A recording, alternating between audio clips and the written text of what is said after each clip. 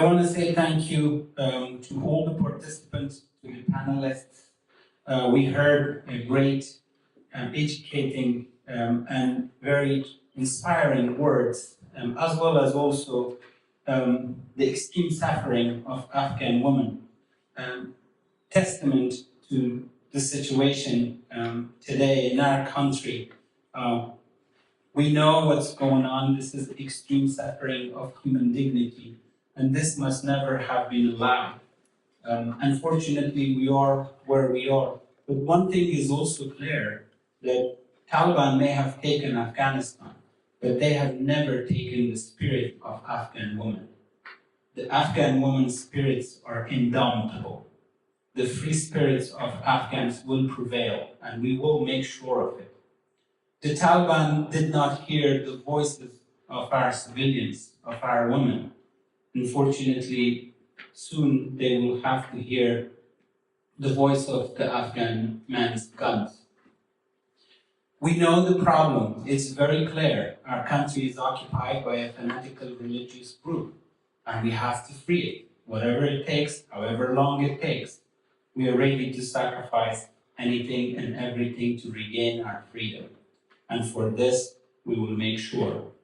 For the last 15 months, Afghanistan United Front have been working tirelessly to mobilize a capable group of Afghan generals, diplomats, governors, young leaders, emerging leaders, to ensure that we have the leadership capacity, the cognitive, physical, practical capacity to make sure that we take our country and not let the day after the Taliban to fall into chaos.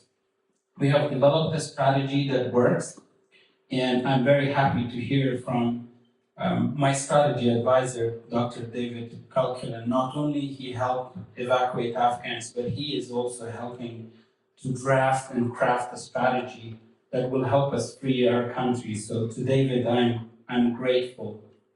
And we will continue our work. We are in the fourth stage of our organization's growth. Ultimately, we will have to go and face the Taliban on the battlefield.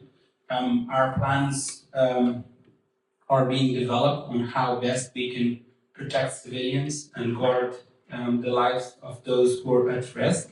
One thing is clear, that the only home for Afghans, the only free home for Afghans is Afghanistan. We're grateful to those nations that are supporting and giving refuge to the Afghan people. However, our job must now and always be to go back and free our country, especially to the man, and especially to the military man, to those who fought before.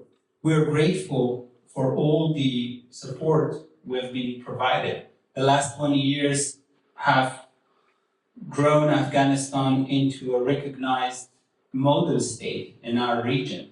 Our freedom, democracy, participation of man and woman, competition in sports is a model for the other nations around the world. Our cricket team is one of the best in the world.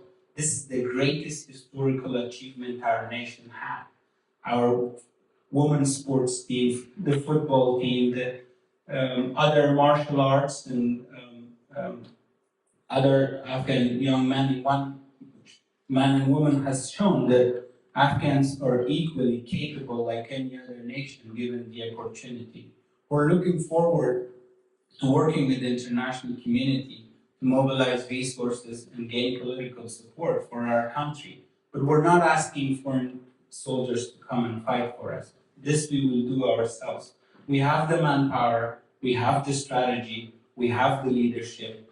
We need political support and logistical support from our own resources that are outside to ensure that we are successful to go and defeat the Taliban. I want to say thank you to all the veterans, Americans, British, Australians, and other NATO countries who are watching us today. We're grateful.